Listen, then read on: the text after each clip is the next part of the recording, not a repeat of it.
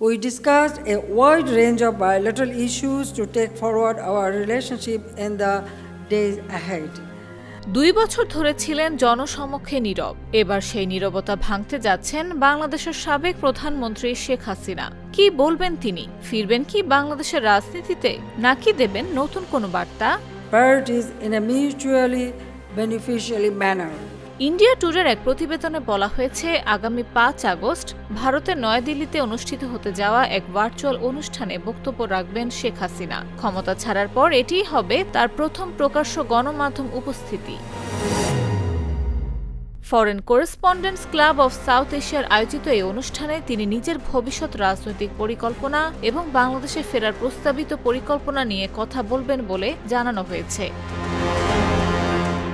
2024 সালের 5 আগস্ট গণঅভ্যুত্থানের মুখে দেশ ছেড়ে ভারতে যান শেখ হাসিনা। এরপর দীর্ঘ প্রায় 2 বছর তিনি কোনো প্রকাশ্য অনুষ্ঠান বা আনুষ্ঠানিক গণমাধ্যমে অংশ নেননি। তাই এই বক্তব্যকে ঘিরে রাজনৈতিক অঙ্গনে তৈরি হয়েছে ব্যাপক আলোচনা।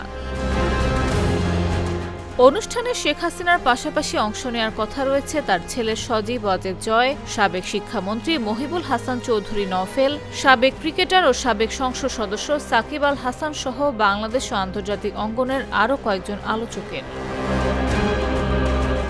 ভারতের নয়াদিল্লির স্যার মার্ক টালি অডিটোরিয়ামে অনুষ্ঠিত এই অনুষ্ঠানটি এফসিসি সাউথ এশিয়ার সামাজিক যোগাযোগ মাধ্যম প্ল্যাটফর্মেও সরাসরি সম্প্রচার করা হবে।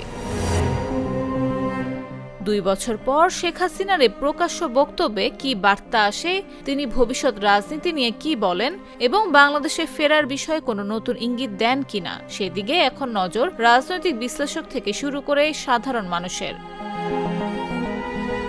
News desk, Jago news.